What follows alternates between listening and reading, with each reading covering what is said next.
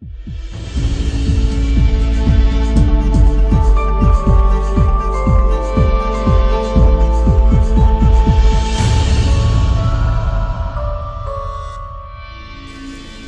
nós estamos dando início a uma nova série chamada de Família Centrada no Evangelho, Fundamentos de um Lar segundo a Vontade de Deus. E por algumas semanas nós veremos alguns dos principais textos que a Escritura nos apresenta para falar desse tema, de família, de casamento. E é difícil mensurar a importância da família.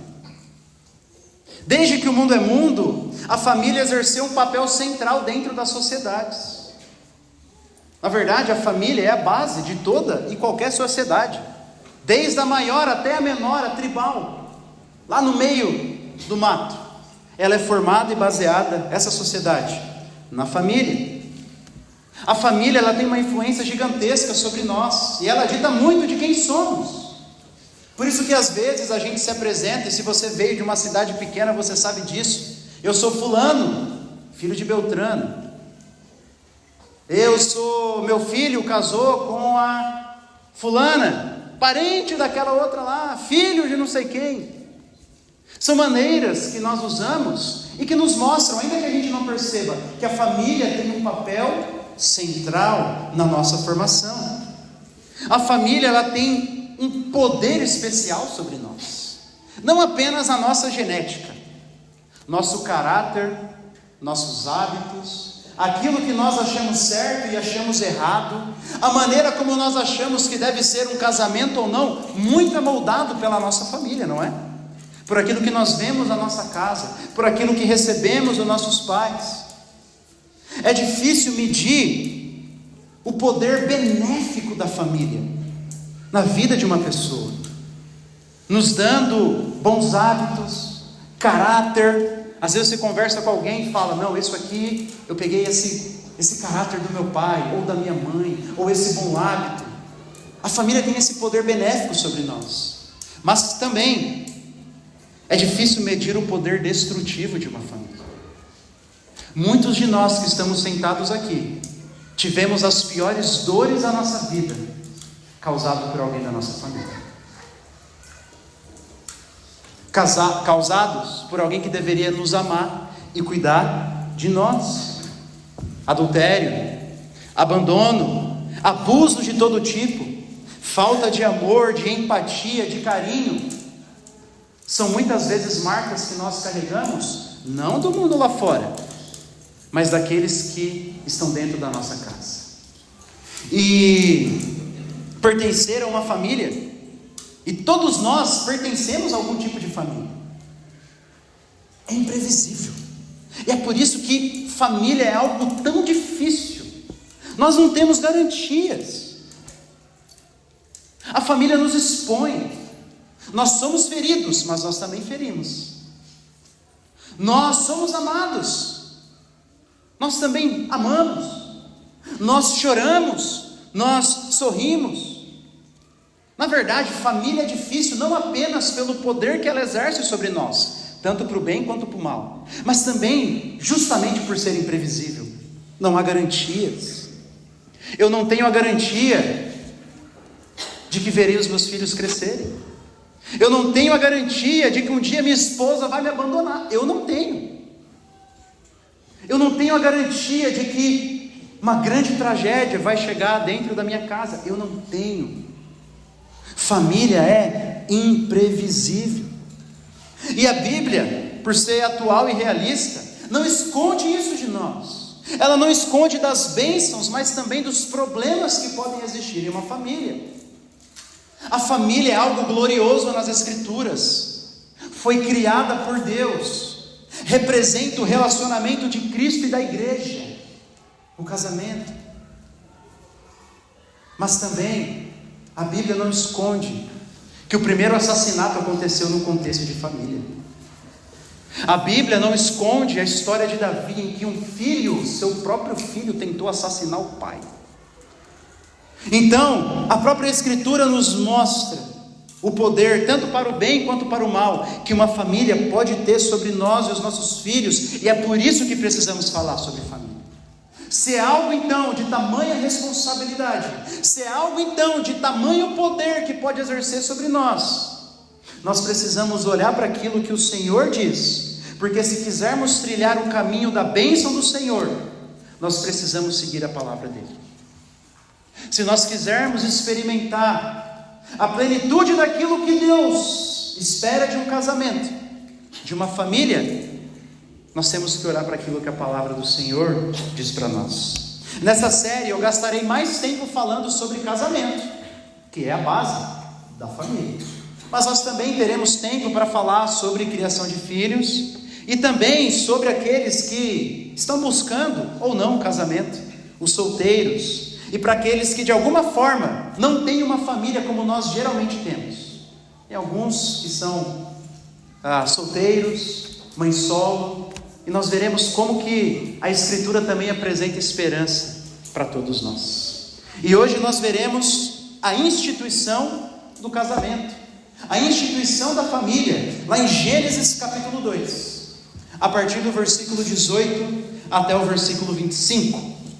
Eu convido você a fazer a leitura desse texto comigo.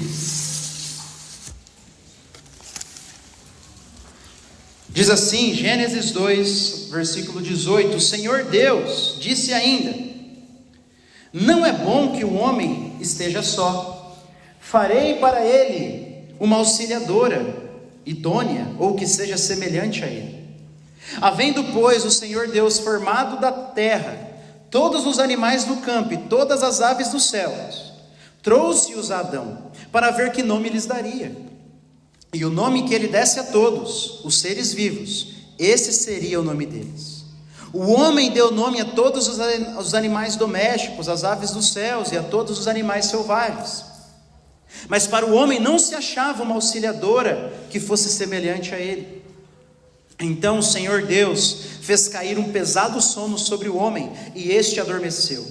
Tirou-lhe uma das costelas e fechou o lugar com carne. E da costela que havia tirado o homem, o Senhor Deus formou uma mulher e a levou até ele. E o homem disse: Esta afinal é osso dos meus ossos e carne da minha carne. Será chamada varoa, porque do varão foi tirada.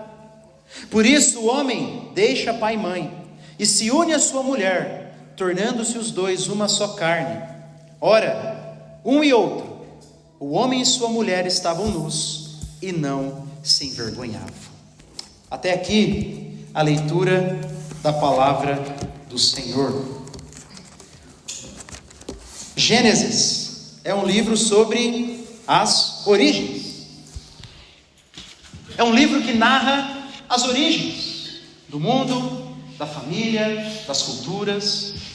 E toda vez quando nós nos deparamos com um texto bíblico, há uma pergunta muito importante que nós temos que fazer e tentar responder. Às vezes é mais difícil, às vezes é mais fácil. A pergunta é: qual é a intenção, ou qual foi a intenção do autor bíblico ao escrever esse texto? Por que que Moisés, que escreveu o relato de Gênesis, escreveu e relatou a formação do homem e da mulher e a instituição do casamento? Essa pergunta ela é central para nós. E nós veremos que a intenção de Moisés ao escrever esse texto foi relatar a criação ou a celebração do primeiro casamento e o que nós devemos aprender acerca disso. Preste atenção. Muitas vezes nós olhamos para o livro de Gênesis como se fosse assim, é como as coisas aconteceram. Mas o livro de Gênesis não é apenas para isso. Não é apenas uma curiosidade de como as coisas aconteciam, de quanto tempo as pessoas viviam, como eram, aquela cultura, não. Você lembra quando algumas pessoas tentaram pôr Jesus à prova sobre o assunto do divórcio? Chegaram para Jesus e falaram: olha, é lícito repudiar ou se divorciar da sua mulher? Você lembra qual foi a resposta de Jesus? Vocês não leram que o Criador, desde o princípio, os fez homem e mulher? E disse que por isso o homem deixa o seu pai e a sua mãe, se une à sua mulher, e os dois se tornam uma só carne, de maneira que não são mais dois, mas uma só carne. E o que Deus ajuntou, não o separe o homem. O que Jesus está dizendo para aqueles que queriam pô-lo à prova? Olhem lá para as origens. Olhem lá para as origens para vocês verem o padrão de Deus. Então, quando nós olhamos, por exemplo, para o relato do primeiro casamento que nós estamos vendo aqui, não é apenas um relato histórico para satisfazer a nossa curiosidade. Não. Aqui nós estamos vendo o padrão de Deus para todos os outros casamentos que vêm depois. Percebe? Conseguiu perceber? Não é apenas um relato para satisfazer a tua curiosidade, mas para mostrar o padrão de Deus para cada união que vem depois da primeira união de Adão e Eva. Então Moisés, ele escreveu esse texto para relatar como foi o primeiro casamento, mas também para mostrar os propósitos e o padrão de Deus para toda vez que um homem se une a uma mulher. E nós veremos primeiro a exposição desse texto, e depois, com a graça de Deus, eu terminarei fazendo algumas aplicações. E o texto está dividido em 4 partes. Na primeira parte, no versículo 18, nós vemos o anúncio de Deus. Perceba que Deus, ele faz um anúncio. O texto começa dizendo no versículo 18: o Senhor Deus disse ainda: não é bom que o homem esteja só, farei para ele uma auxiliadora semelhante a ele, ou idônea. E a primeira coisa que nos chama a atenção nesse texto é Deus dizendo que algo na criação não era bom. Você lembra quando Deus vai criar e vai criando as coisas nos dias da criação, e ele vai, no final ele diz assim: e viu Deus que isso era bom, e viu Deus que isso era bom, e viu Deus que isso era bom. É quase como que um refrão no capítulo 1 de Gênesis. Mas eis que nós chegamos no capítulo 2, e Deus olha para a solidão do homem e diz assim: olha, não é bom que o homem, que Adão, esteja só. Não é bom que o homem viva sozinho. Semana passada eu li uma reportagem que dizia assim, o título dela: Epidemia da solidão. Por que se sentir só faz tão mal à saúde quanto fumar? E aí a reportagem, em um dos maiores sites de notícias do Brasil, dizia que a Organização Mundial da Saúde classificava a solidão como um problema tão ruim quanto o vício em tabaco. E aí tem uma parte da reportagem que, abre aspas, diz assim: o ser humano é social por natureza, fecha aspas. Bingo, acertou em cheio. A reportagem, que não tem compromisso nenhum com a escritura, acertou. O ser humano é social por natureza. Por quê? Porque Deus nos fez assim. Quando Deus olhou para a solidão do homem, ele disse: não é bom que o homem esteja só. Ficar sozinho de vez em quando é normal. Uns gostam mais, outros gostam menos. Agora, outra coisa é a solidão total, em que você não tem alguém com quem conversar, em que você não tem alguém para ligar, em que você não tem alguém para chorar. Deus nos fez a imagem dele. E Deus, o nosso Deus, é um Deus de comunhão. Um Deus, 3 pessoas distintas: Pai, Filho e Espírito Santo, desde a eternidade, em comunhão entre si. Já que nós somos criados à imagem de Deus, homem e mulher. Quando Adão estava sozinho, ele sentiu falta da comunhão. E é por isso que Deus disse que não é bom que ele estivesse sozinho. E então Deus faria para ele. Veja que Deus disse: farei para ele. É interessante, porque se você olhar, se você fizer um estudo sobre os relatos da criação dos outros povos ao redor da nação de Israel daquele tempo, você vai ver que nenhum deles traz o relato da criação especial da mulher. É tudo meio junto, a criação da raça humana. Mas no livro de Gênesis, Deus separa, e Moisés separa alguns versículos para falar especialmente da criação da mulher, denotando dentre todos os outros povos ao redor a importância que ela tem, contrariando a cultura daquela época. E Deus diz que faria para Adão uma auxiliadora idônea, ou que fosse semelhante a ele. Bom, primeiro, a palavra auxiliadora, ezer, no hebraico, né? Auxílio, Eliezer, Deus, Ezer, é o meu auxílio. É daí que vem essa palavra auxiliadora. Deus faria a mulher como alguém que viria para ser o auxílio do homem. Só que essa palavra em português, às vezes, ela denota, assim, algumas coisas que não estão no texto. Deixa eu tentar dar uma ilustração para você, que vai te ajudar a entender o que significa auxiliador. Você já viu, está assistindo aquele filme de guerra? Está assistindo aquele filme antigo que mostra a grande batalha? E aí está um grande exército batalhando contra um pequeno exército. E aí o pequeno exército está perdendo. Mas aí de repente, no auge da batalha, eis que aparecem outros aliados para ajudarem o pequeno exército a enfrentar o grande. Já viu algum filme assim? É mais ou menos essa a ideia do auxiliador. É aquele que vem para nos dar a força que não temos. É aquele que vem para nos ajudar a fazer aquilo que nós não conseguimos fazer sozinhos. A mulher então, Eva, foi criada por Deus, porque Adão não era bom que ele estivesse sozinho, e ele nem conseguiria viver sozinho. Ele precisava do auxílio da mulher. É isso que a palavra auxiliadora significa. É uma aliada, aquela que está junto com ele, aquela que está junto, dando a força que lhe falta. E a segunda palavra, talvez aí na sua tradução seja idônea, ou semelhante a ele. E essa palavrinha ela é um pouco mais difícil. Idônea talvez não seja a melhor tradução mais para nós hoje. Por quê? Porque quando a gente fala de alguém idôneo, você pensa no quê? No caráter, não é? Não, aquela pessoa tem um caráter idôneo. Mas não é nada disso que o texto está falando. Não está falando do caráter da mulher. Até porque nesse tempo não tinha pecado. É óbvio que seria idôneo, né? Essa palavrinha, na verdade, é a junção de duas palavras na língua hebraica. Duas palavras que literalmente significa semelhante oposta a ele. Criarei para o homem uma auxiliadora semelhante oposta a ele. Aí você fala, o quê? Semelhante oposta? Como assim? O pastor Tim Keller, ele dá uma ilustração para nós que você vai entender. Pense em duas peças de um quebra-cabeça. Pense em duas peças de um quebra-cabeça. Elas não podem ser iguais, porque se elas forem iguais, elas não vão se encaixar, certo? Mas elas também não podem ser aleatoriamente diferentes. Tem que ser uma feita para a outra. Esse é o sentido de idôneo, ou semelhante ao homem aqui. É alguém que viria para complementar. É uma contraparte, alguém feita sob medida,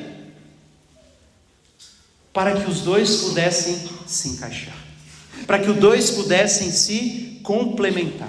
Por isso a palavra complementar seria talvez a melhor maneira de dizer e se referir a essa palavra. Deus faria para o homem uma auxiliadora, uma aliada que viesse para complementá-lo, para completá-lo. E aqui nós podemos ver que nem o homem nem a mulher são autossuficientes. Em uma cultura em que muitas vezes homens se achavam autossuficientes, e hoje com movimentos em que muitas mulheres dizem que não precisam dos homens, tudo isso é balela. Nós aprendemos aqui que um precisa do outro, como diz Paulo. Todo homem nasce de uma mulher, e lá no início a mulher veio de um homem. Nós somos interdependentes um do outro.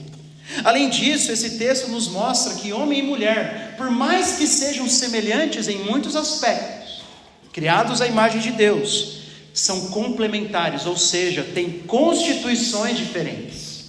Um homem, por mais que tente fazer todo tipo de procedimento, nunca será uma mulher.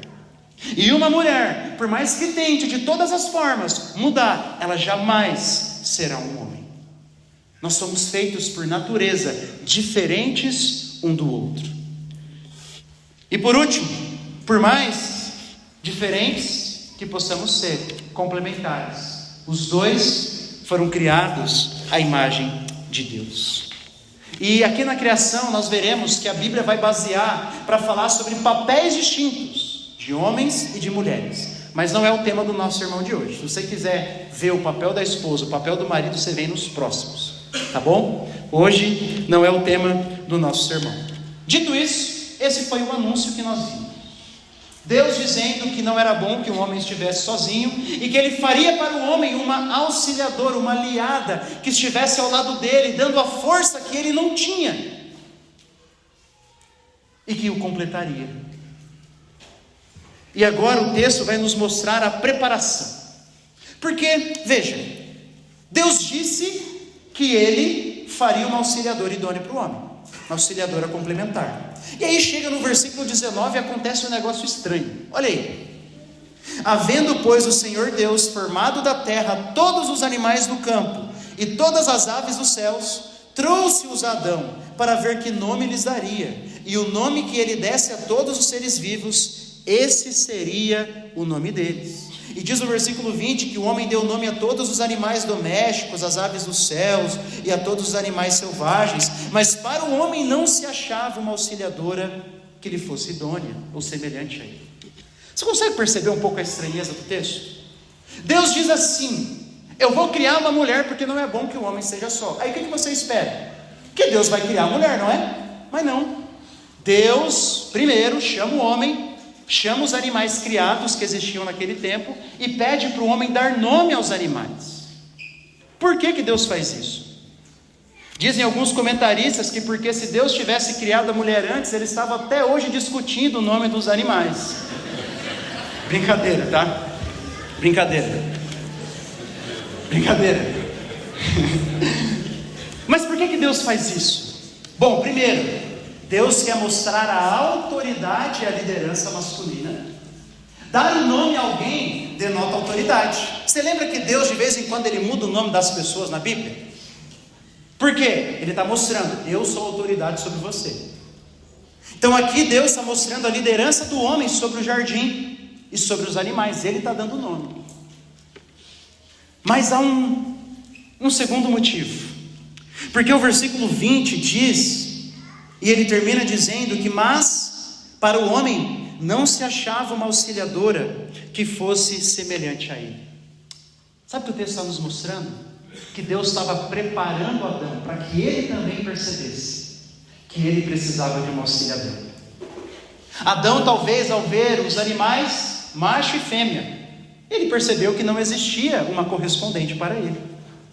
Como diz um comentarista, Deus espera até que Adão esteja preparado para apreciar a dádiva da mulher. Olha que belo.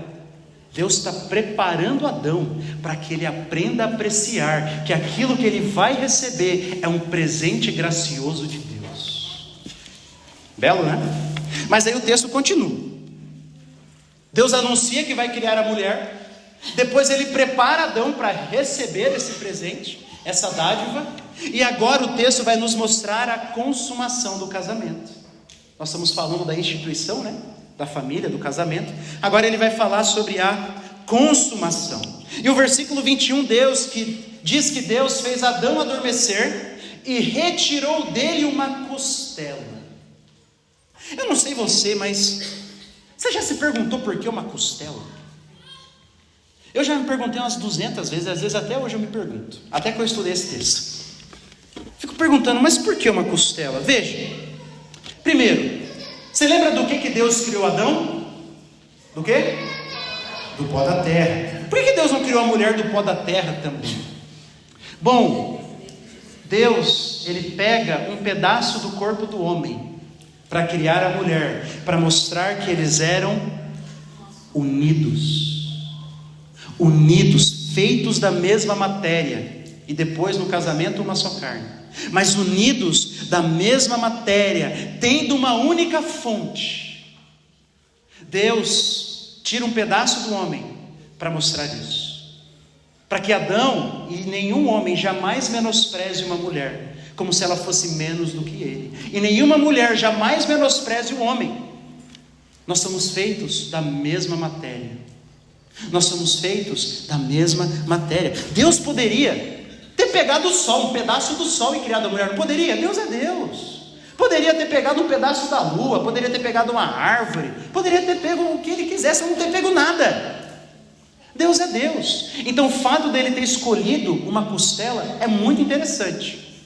Pegou um pedaço do homem para mostrar que eles eram feitos da mesma matéria, tinham a mesma fonte. Mas há ainda, talvez algo mais específico do porquê aqui do lado do homem. Tem um comentarista puritano de 300 a 400 anos atrás, que ele diz uma frase assim, eu quero que você preste bastante atenção. A mulher não foi feita de sua cabeça, para não estar acima dele, nem de seus pés, para não ser pisada por ele. Mas a mulher foi feita do seu lado, para ser a sua correspondente, de debaixo do seu braço, para ser sua protegida, e de perto do seu coração, para ser a sua amada.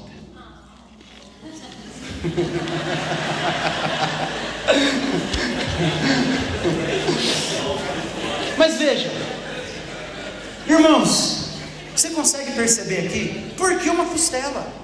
Por que daqui? Por que daqui? E isso não é só de 300, 400 anos atrás. Conversando com o Antônio, a gente pesquisou, ele me falou, e a gente viu que é desde o início da história da igreja.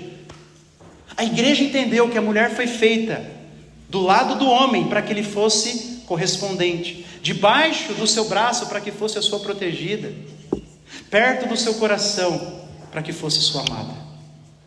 Isso é belo. E nos mostra de uma certa maneira o papel do marido, que nós veremos depois. Mas usando uma costela, e como eu disse, Deus poderia pegar a parte que ele quisesse, o que ele quisesse. Deus queria ensinar alguma coisa para nós.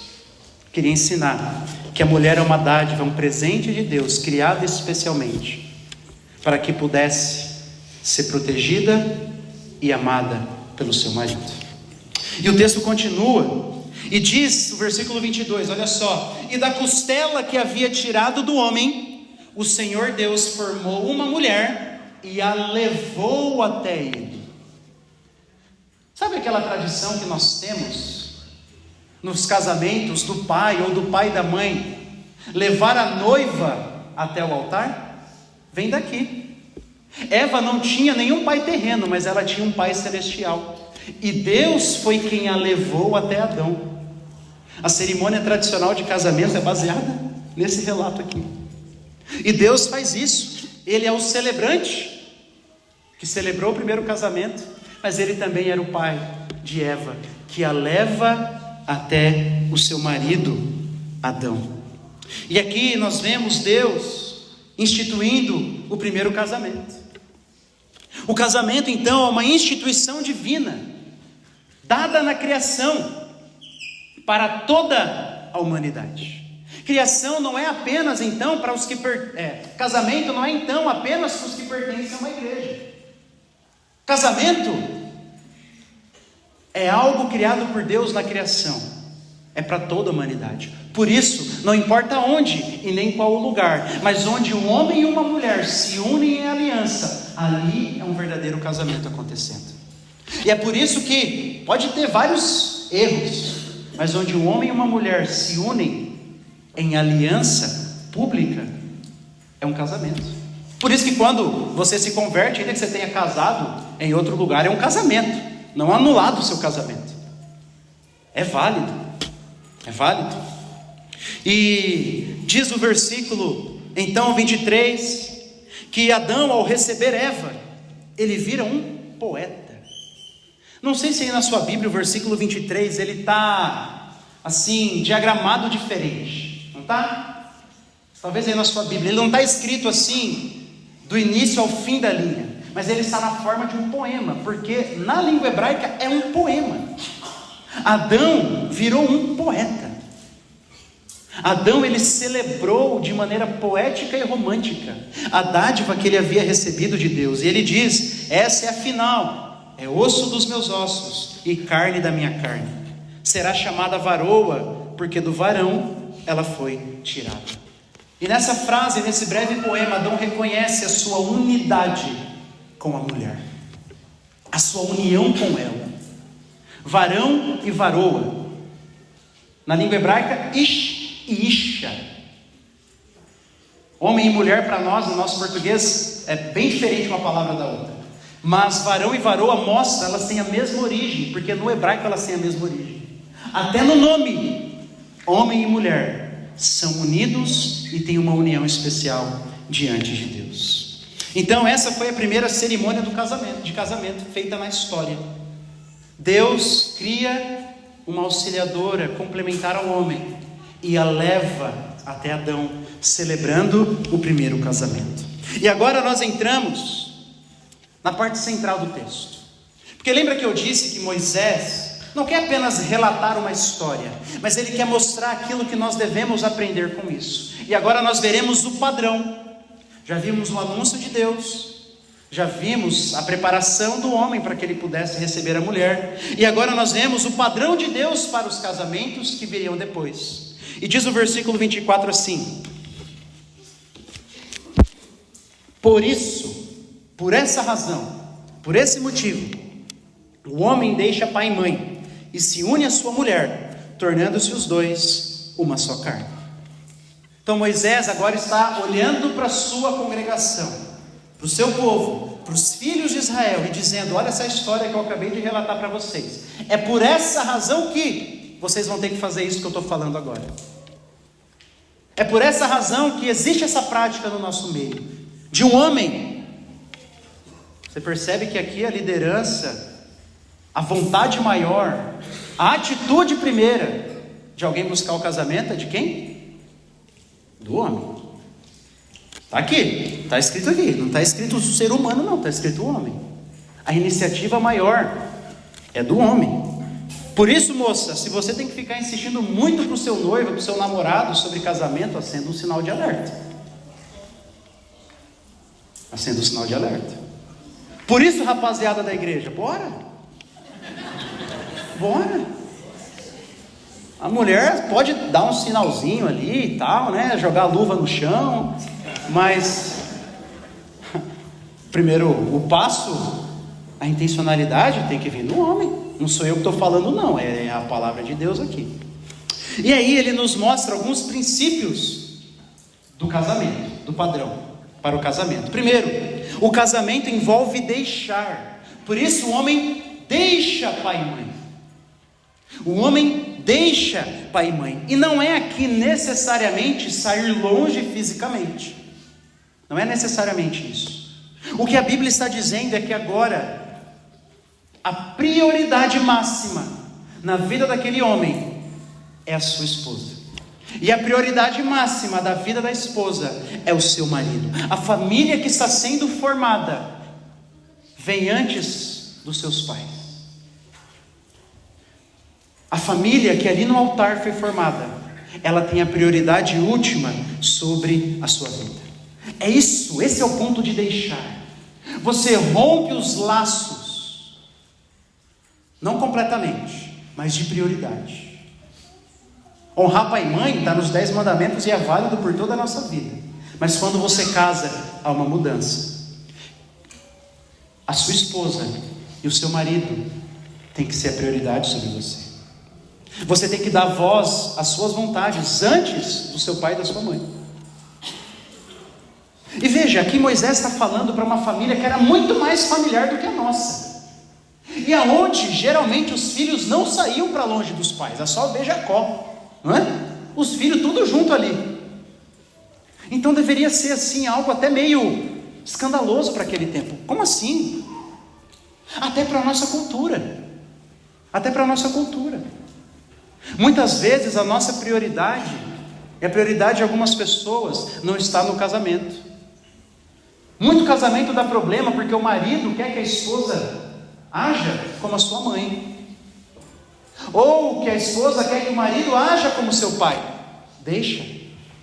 Agora, novos hábitos, novas maneiras de se viver serão criadas. Ah, mas lá em casa fazia assim. Não, mas o meu pai fazia desse jeito. Deixa.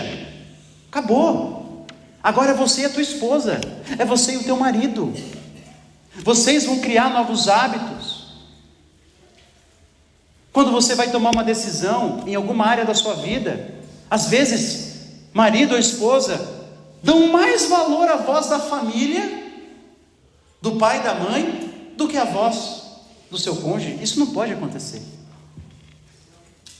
Você tem que dar voz primeiro ao seu marido e à sua esposa, deixar pai e mãe. Agora eles vêm em segundo lugar na sua vida.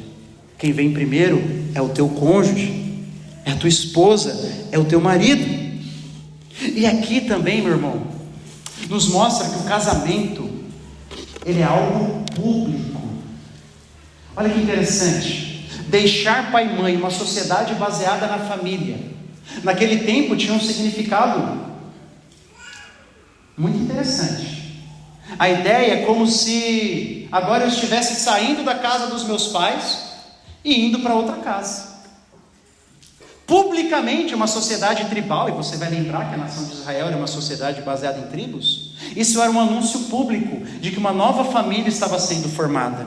Isso é interessante porque nos mostra do porquê o casamento não é um negócio assim, vamos nos casar? Um negócio particular. Não é, é público. Precisa envolver uma certa publicidade, não é algo privado.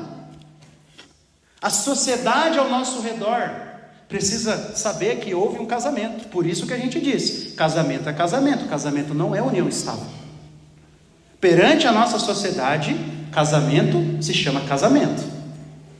Para ser membro da nossa igreja, você precisa estar, se você tem um relacionamento de casamento, você precisa estar casado. Por quê? Porque publicamente você está anunciando que é um casamento. O princípio vem daqui, é algo público. Mas há também um segundo ensinamento. Primeiro, que então o casamento envolve deixar pai e mãe, colocar as vontades, os desejos do outro agora como prioridade na sua vida. Mas segundo, o casamento envolve um relacionamento monogâmico e heterossexual. Está aqui. Qual é o padrão de Deus? Um homem e uma mulher. Aonde e o que passar disso não é casamento. Não é casamento. Um homem com um homem, ou uma mulher com uma mulher, ou um homem com 2, 3, 4 mulheres, como nós vemos que muitos do Antigo Testamento abandonaram o padrão bíblico, e a Bíblia não esconde, todos eles tiveram problemas nas suas famílias. Todos os homens que tiveram mais de uma esposa, que se uniram com mais de uma mulher, tiveram problemas nas suas famílias. É só você ver. Começando ali com Abraão, que quis ter relacionamento com a sua serva, já deu problema. Passando por Davi e muitos outros. Salomão então nem se fala. Por quê? Porque fugiram do padrão bíblico, meu irmão. Não tem por que a gente desobedecer a palavra do Senhor e achar que Deus vai continuar nos abençoando. Casamento envolve um homem e uma mulher. É isso. Mas há um outro ponto a ser enfatizado, que o casamento envolve uma união pactual. Uma união pactual. Veja, o texto diz que por isso o homem deixa pai e mãe e se une à sua mulher. Sabe o que é interessante? Essa palavra união, ela traz essa ideia. Ela traz essa ideia de um compromisso pactual. Você está assumindo um compromisso, uma aliança. Vem desse texto aqui. Se unir é literalmente se colar um ao outro. Colar um ao outro. Você está se unindo àquela pessoa da maneira mais profunda que existe. E a aliança do casamento, meu irmão, é a aliança mais profunda que existe entre um homem e uma mulher. Não existe outra. Não existe laço tão profundo, ou pelo menos não deveria existir laço tão profundo para um homem do que o laço com a sua esposa, e laço tão profundo para uma esposa do que o laço com seu marido. Malaquias capítulo 2, 14 diz assim, que Deus ele é testemunha da aliança que nós fazemos com o nosso cônjuge. Por isso que o relacionamento, a instituição de um casamento É uma aliança feita entre um homem e uma mulher diante de Deus. Você já reparou numa cerimônia tradicional cristã? Você já viu algum casamento feito por alguém da nossa igreja? Você vai ver isso. Que antes dos noivos falarem os votos um para o outro, o pastor, o ministro, ele olha para o marido e pergunta: você recebe fulana como sua única e legítima esposa? E ele responde o quê? Sim. Olhando para quem? Para mim, não é? Depois o ministro pede: agora você olha para sua esposa e aí você faz os votos para ela. Daí eu viro para a esposa e pergunto: você recebe ele, olhando no olho dela, como seu único e legítimo esposo? E ela responde para mim: sim. Por que isso? Vem desse texto, vem desse princípio, de que a nossa aliança é feita primeiramente diante de Deus. Deus aqui estava celebrando o casamento, e eles assumiram uma aliança diante de Deus e diante um do outro. E eu, ou um ministro, representando ali o Senhor, o marido e a mulher, prometem primeiro para mim, representando Deus. Ou seja, uma demonstração de que aquela aliança está sendo firmada diante de Deus em primeiro lugar. E isso muda tudo, meu irmão. Porque se essa aliança foi firmada diante de Deus, isso significa que um dia eu prestarei contas diante dele sobre o que eu fiz com ela. Significa que se eu me unir com uma mulher ou com um homem em um casamento lícito, então significa que aquela aliança foi firmada diante do trono da graça. Não importa se você tinha consciência ou não naquele tempo, mas ela foi feita. Deus foi testemunha. Mas uma perguntinha básica aqui: você sabe o que é uma aliança? Porque às vezes eu ficava me perguntando: mas o que é uma aliança? O que significa essa palavra aliança que a gente usa tanto? Bom, aliança é um acordo pactual que envolve privilégios e obrigações. É um vínculo, um pacto, promessas que envolvem privilégios e deveres. A aliança é uma combinação maravilhosa entre sentimento e lei. É se unir da maneira mais profunda que existe: física, emocional, pessoal, legal, social e economicamente. Você se une de uma maneira única com aquela pessoa. Isso é a aliança do casamento. Por isso é muito estranho quando pessoas ou diz assim: não, casamento é só um pedaço de papel. Não, mas por que você quer que eu assine? É só um pedaço de papel. Não, a gente não precisa. Eu te amo. A gente não precisa de um pedaço de papel para mostrar isso. Sabe o que essa pessoa está querendo dizer no fundo? Eu não te amo, eu sinto algo por você, mas eu não te amo o suficiente para pagar a conta. Eu não te amo o suficiente para assumir a responsabilidade última, de me unir com você em uma aliança diante de Deus e diante da sociedade. Casamento não é só um pedaço de papel, porque ele mostra que ali está sendo feita uma aliança. E quem ama de verdade está disposto a se unir da maneira mais profunda que existe com a outra pessoa. É por isso também que na cerimônia do casamento nós temos os votos tradicionais. Eu vou explicar para vocês e vocês vão entender o porquê que a aliança, segundo a Bíblia, é algo que envolve privilégios e deveres. Eu lembro quando eu e a Thaís, a gente estava nos preparando para casar, e nós estávamos ali decidindo se nós iríamos fazer votos pessoais ou não. Mas aí nós estudamos um livro sobre casamento que falava sobre os votos tradicionais. E nós achamos tão belo que falamos para o pastor naquela época: olha, nós queremos os votos tradicionais. E hoje, fica aqui a dica para os próximos que vão casar. Hoje alguns têm deturpado o significado de votos. Alguns utilizam ali os votos do casamento para falar o quão felizes eles estão. E veja, não tem nada de errado, é muito bonito, mas isso não é voto. O que significa a palavra voto? Promessa. Aí às vezes a pessoa está lá e fala um monte de coisa, mas ela não prometeu nada. Não foi um voto. Voto é uma promessa. É por isso que Depois que o ministro, ele olha para o marido e pergunta: você recebe a fulana como sua única e legítima esposa? E ele jura então diante de Deus: sim, eu falo, vire para tua esposa e diga assim: eu, fulano de tal, te recebo como minha esposa. Olha o privilégio, essa é a primeira parte.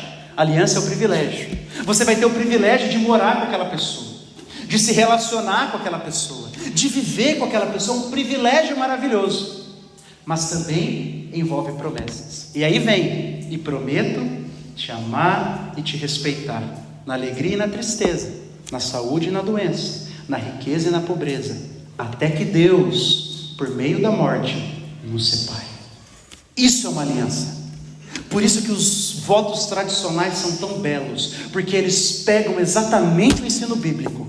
Eu tenho aqui agora um grande privilégio, eu estou recebendo o amor da minha vida, eu vou poder morar com ela, eu vou poder me relacionar com ela, eu vou poder desfrutar dela, mas eu também tenho os meus deveres, e para isso eu prometo entregar a minha vida em troca, até que Deus nos separe por meio da morte. Então isso é uma aliança, meu irmão, é um pacto que envolve privilégios, mas também deveres. E é por isso que uma pessoa que realmente ama a outra, ela vai estar disposta a pagar o preço de assumir uma aliança pública diante de Deus e dos homens. E o último padrão que nós vemos aqui é que o casamento ele envolve uma união. E diz o texto que depois de se unirem, eles se tornam uma só carne. Se tornam uma só carne. E aqui Moisés tem em mente, sim, em primeiro lugar, uma relação íntima, mas muito mais do que isso. A relação íntima entre um homem e uma mulher, ela mostra que os dois são uma só carne, literalmente. Mas a aliança do casamento nos une muito mais do que apenas intimamente. Nos une emocionalmente, pessoalmente, legalmente. E também é interessante, porque é daqui, meu irmão, que nós dizemos que o relacionamento íntimo é só para depois do casamento. É aqui, esse texto está dizendo que para que haja então uma só carne, antes é preciso a união em aliança. Homem e mulher se unirem em aliança. E também é por isso, porque os dois se tornam uma só carne, eles devem viver juntos por toda a sua vida. Como eu citei no início, Jesus, quando foi perguntado sobre o divórcio, ele citou esse texto aqui, e ele disse, de modo que já não são mais dois, porém uma só carne, portanto o que Deus ajuntou, não o separe o homem. Existem motivos legítimos para uma separação? Existem alguns poucos. Nós temos um documento sobre isso, e eu já preguei sobre isso, lá em 1 Coríntios capítulo 7, está lá no YouTube da igreja, você pode ver, eu não vou falar disso agora. E ainda que existam, infelizmente, existe por causa da dureza do coração do ser humano, e não nega que o padrão de Deus, o propósito de Deus, é que uma união dure até que pelo menos um dos cônjuges faleça. E o versículo 25 termina dizendo que um e outro, homem e sua mulher, estavam nus e não se envergonhavam. Eu li esse texto e falei, mas que negócio estranho, né? O que tem a ver uma coisa com a outra aqui? Mas veja, pense como alguém do tempo de Moisés. Hoje a nossa sociedade já é bem mais liberal do que naquele tempo, não é? Você vê nos outdoors por aí, você vê no shopping passeando, você vê na praia, pessoas que não estão totalmente nuas, claro, mas que mostram boa parte do corpo. Naquele tempo não existia nem isso. Se você vai no Oriente Médio, regiões do Oriente Médio, meu irmão, você não pode mostrar nem a canela, meu irmão. Nem a canela, nem o braço. Então, tente se colocar como alguém do tempo de Moisés. Aí Moisés diz, olha, eles estavam nus e não se envergonhavam. E você, meu Deus, sério? Porque talvez você vai lembrar que possivelmente até algumas décadas atrás, às vezes até marido e mulher tinham vergonha de ficar totalmente nu diante um do outro, né? Naquele tempo, era assim. E o que Moisés estava dizendo, basicamente era, olha, eles se confiavam e se amavam tanto que eles não se envergonhavam de estarem nus. Essa é a ideia, é mostrar a confiança e a intimidade que eles tinham um perante o outro. Em uma sociedade extremamente conservadora, como era daquele tempo, estar nu, totalmente nu diante de alguém era motivo de vergonha, como é muitas vezes para nós, e deve ser para nós hoje. Mas Moisés estava dizendo que Adão e Eva estavam tão unidos, por causa da sua aliança, que eles não se envergonhavam um perante o outro. Esse é o resultado de um casamento segundo a vontade de Deus. Marido e mulher em uma relação franca de confiança, de amor e intimidade, que eles ali estão os mais vulneráveis possíveis um perante o outro, mas eles permanecem juntos até que a morte os separe. Essa foi a explicação do texto. Nós vimos o anúncio de Deus, nós vimos a preparação que Deus faz com Adão para receber a dádiva da mulher. Depois nós vimos a consumação desse casamento, Deus levando Eva para se unir com Adão. E depois nós vimos o padrão de Deus, um homem e uma mulher se unindo em aliança diante de Deus e diante da sociedade, para que eles se unam em uma só carne e vivam até que a morte os separe. Esse é o padrão de Deus. E aqui eu gostaria de fazer algumas aplicações para nós. Primeiro, meus irmãos, é uma pregação introdutória para a série. Então a primeira aplicação de toda a série é a seguinte: siga as regras de Deus para o casamento. Siga as regras de Deus para o casamento. Veja, se Deus é quem nos fez, se Deus é quem instituiu o casamento, Ele é quem sabe o que é melhor para nós, sim ou não? Quando você pega e recebe um carro, quem é que sabe para o que aquele carro foi feito e como ele irá funcionar melhor? O fabricante, não é? Quem criou o carro, você tem o manual do fabricante. A ilustração vale para o casamento. Quem é que criou o casamento? Deus. Quem é que sabe como o casamento deve funcionar muito mais do que eu e você? Deus. Por isso nós precisamos viver os nossos casamentos e as nossas famílias de acordo com as leis do Senhor, com os princípios do Senhor. Ah, pastor, mas lá em casa não funciona bem desse jeito aí, para nós dá certo. É aquela frase que eu já disse: não é porque dá certo que é certo. É a mesma coisa que alguém dizer assim: ah, pastor, mas eu vi fulano casando em julgo desigual e depois se converteu, deu certo. Irmãos, não é porque deu certo que foi certo. Pastor, eu nunca obriguei os meus filhos a ir para a igreja, nunca. Eles ficavam em casa dormindo quando eu ia para a EBD, mas eles cresceram e se converteram, deu certo, pastor. Não é porque deu certo que foi certo. Meu irmão, a nossa motivação em fazer as coisas não é porque deu certo. A nossa motivação deveria ser assim: o que honra mais a Deus? O que honra mais a Jesus? O que honra mais a palavra do Senhor?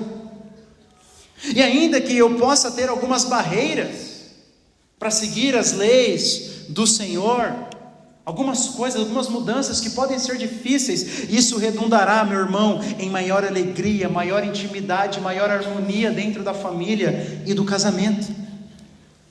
Talvez você esteja passando por problemas no seu casamento justamente porque algum princípio bíblico está sendo quebrado, porque algum princípio bíblico está sendo deixado de lado. E como eu disse, não há como quebrar um princípio bíblico e ainda assim achar que vai dar tudo certo. Mas talvez você esteja vivendo um tempo maravilhoso no seu casamento, mas ainda assim, com certeza você tem áreas na sua vida que você precisa crescer segundo o padrão de Deus, e o seu casamento pode ser melhor ainda.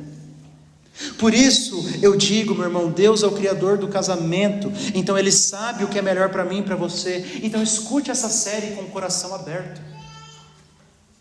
Escute essa série com o coração aberto. Não venha se autoprotegendo, ouça de coração. Não ouça colocando barreiras. Não, mas está tudo bem. Não, mas eu não concordo com isso daí. Tudo bem você não concordar com uma opinião minha, Mas se você vê que vem da palavra do Senhor, aí não importa muito se você concorda ou não. Não se feche. Foi Deus que criou esse negócio de casamento. Foi Deus que criou esse negócio de família e filhos. Ele sabe o que é melhor. E ainda que doa para mudar, você vai colher os frutos disso para a glória de Deus. Siga os princípios do Senhor para o casamento. Mas há uma segunda aplicação que eu queria fazer. Meu irmão e minha irmã, tenham em mente que a aliança é o fundamento do casamento. Veja, o que você acha que sustenta um casamento? Eu já acompanhei muitos noivos, dei muito curso de noivos, namoro, casais, e eu sempre gosto de fazer essa pergunta. Eu sempre gosto, porque eu lembro quando eu aprendi isso. Isso mudou a minha maneira de enxergar o casamento. Eu aprendi antes de casar, na época do noivado. Mas o que sustenta o casamento? Alguns podem dizer assim: sentimento, beleza, cumplicidade, amizade. A gente está junto, né? Cúmplice um do outro, né? Cumplicidade, amizade, companheirismo. É isso que sustenta o casamento. Não, é o sentimento. Eu quero me casar porque eu amo. Claro, todas essas coisas são boas. Sim, né? Responde sim, irmão. Todas essas coisas são boas? São boas, pelo amor de Deus. Mas elas não têm o poder de sustentar o casamento. Sabe por quê? Porque os nossos sentimentos, primeiro, um exemplo, os nossos sentimentos são inconstantes. Os nossos sentimentos, por melhores que eles possam ser, eles foram manchados pela queda e eles são inconstantes. Algumas pessoas baseiam o casamento em sentimentos. E aí, depois de um tempo, o sentimento acaba. E é o que ela diz: eu quero me divorciar porque eu não te amo mais. O meu sentimento mudou. Eu não te amo mais como minha esposa. E aí, se essa pessoa ainda tem um sentimento por outra,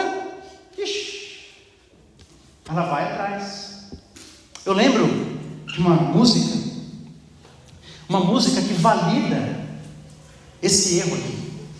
Uma música chamada Um Certo Alguém. Quando um certo alguém desperta o sentimento, é melhor não resistir e se entregar. Já viu? Sobre o Lulu Santos. Olha que música diabólica. Eu sou um marido, mas se alguém desperta um sentimento, uma outra mulher, é melhor não resistir e se entregar. Eu sou casado, mas se sou uma esposa comprometida com o marido, mas se lá no meu trabalho desperta o sentimento, é melhor não resistir e se entregar. Pessoas baseiam o seu casamento em sentimento. Nós não podemos fazer isso. Ainda que eles sejam bons e maravilhosos, eles não fundamentam, não têm força de fundamentar um casamento, porque eles mudam, são inconstantes. Beleza, alguns falam: não, eu estou casando porque eu acho ela a mais linda do universo. E aí eu pergunto assim: mas e se amanhã ela sofrer um acidente, a cara dela ficar desfigurada para o resto da vida? Eu estou casando com ele, pastor, porque eu acho ele lindo, maravilhoso, tem que achar bonito. Claro, estou falando para você casar com alguém que você não acha bonito. Mas isso não pode fundamentar o teu casamento, porque vai que ele sofre uma queimadura e o rosto dele fica desfigurado até o fim da sua vida. Você vai abandonar ele? Não, eu estou casando porque assim, nós somos amigos, e é muito importante a amizade, a gente vai falar sobre isso no casamento. Mas vai que a minha esposa amanhã é diagnosticada com esclerose, com ela, e fique vegetando numa cama, e eu perco a amizade, eu perco o amor, eu perco o relacionamento íntimo, eu perco as conversas, eu perco a cumplicidade. Eu vou abandoná-la? Não, porque o meu casamento não está baseado em um sentimento, não está baseado na beleza física, não está baseado na amizade, ainda que tudo isso eu tenha e a admire nela e quero cultivar no meu coração.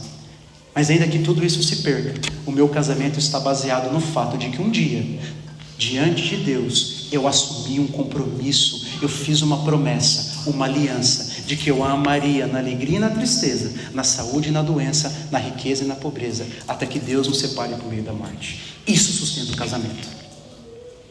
Isso sustenta o casamento. É a aliança que sustenta o casamento. E quando o seu coração ser tentado a trilhar outros caminhos, você olha para aquele dia e fala: não, eu prometi. Eu prometi. Diz a história fictícia, Ilíada e Odisseia, que Ulisses, um grande navegador, iria passar perto dos cantos das sereias.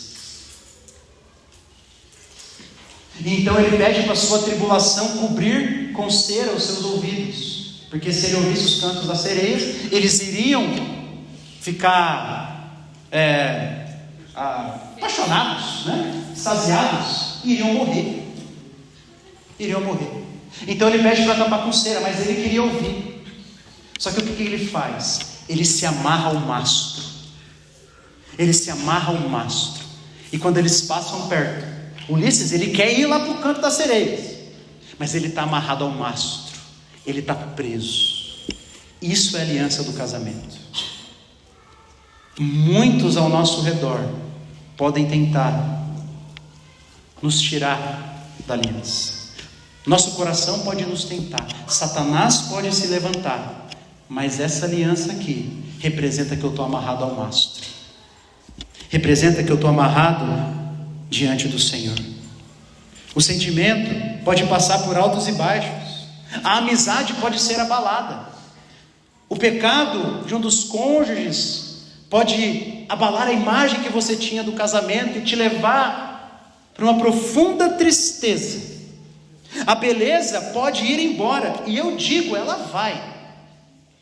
A lei da gravidade vai vencer homem e mulher. Mas o Deus diante de quem nós juramos, esse Deus não muda.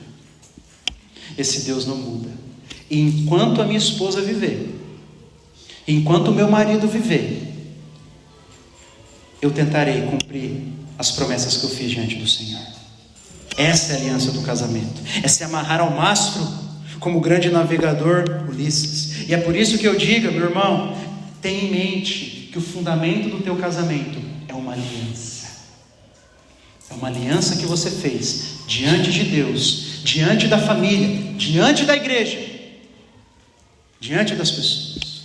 E falando disso, sei que muitos irmãos não tiveram a oportunidade de ter uma cerimônia tradicional. Muitos jovens às vezes não têm condições de casar, está muito caro, mas faz o esforço para ter pelo menos uma cerimônia pequena.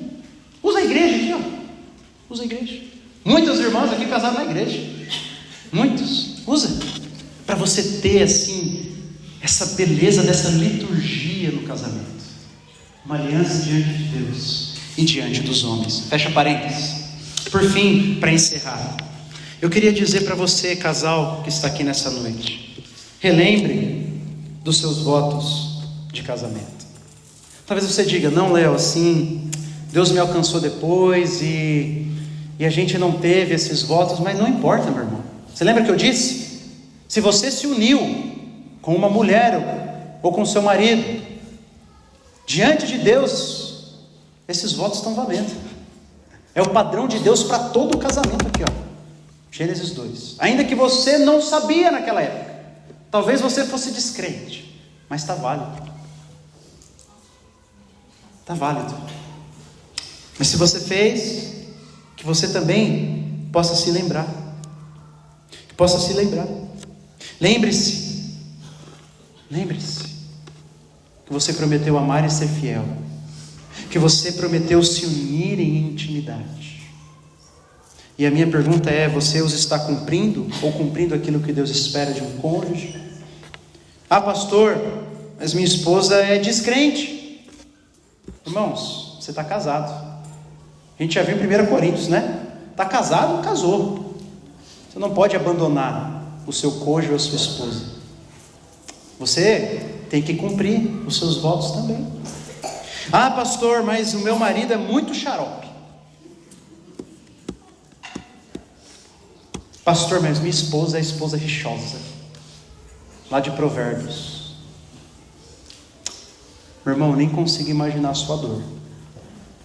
Mas a promessa dos votos de casamento foi assim, ó: até que a morte nos separe. Não foi até que a minha esposa, ou enquanto a minha esposa for muito legal, ou enquanto meu marido for um provedor. Só até aí.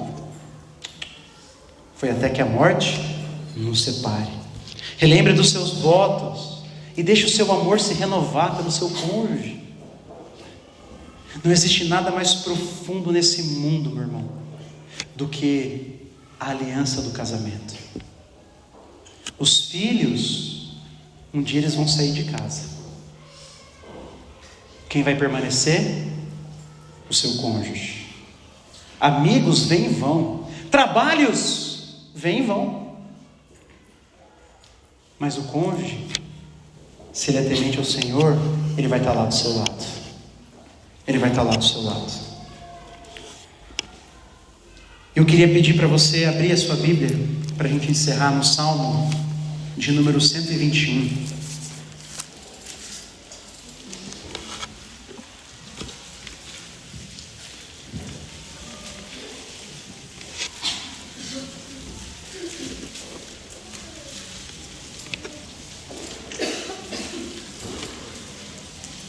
Salmo 121, eu tenho certeza que você conhece esse salmo.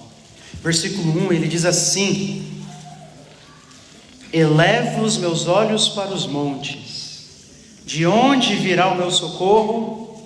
O meu socorro vem do Senhor, que fez os céus e a terra. Sabe essa palavrinha socorro ali? O meu socorro vem do Senhor. É a mesma palavra para auxiliador. O que ele está dizendo aqui? Que o nosso auxiliador maior é o nosso Deus. Sabe quando a Bíblia diz Deus é o meu auxílio? É a mesma palavrinha utilizada lá em Gênesis 2. Deus é o nosso auxílio último. Ele é o nosso auxiliador maior. Ele é aquele que nos socorre, nos ajuda e nos sustenta. E essa é a nossa esperança, meu irmão.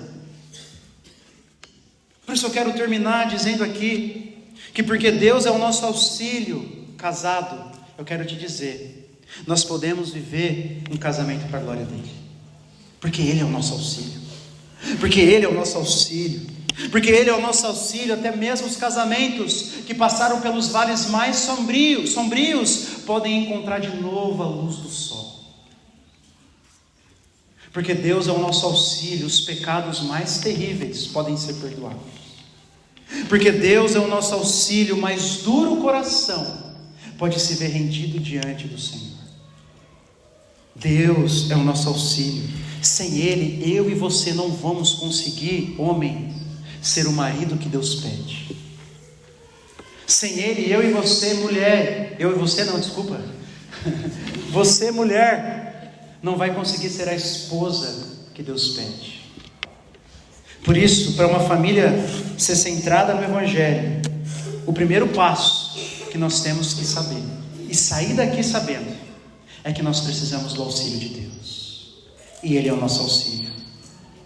O mesmo Deus que criou o casamento, é o Deus que vem em nosso auxílio, e se você pedir a ajuda do Senhor, Ele virá, meu irmão.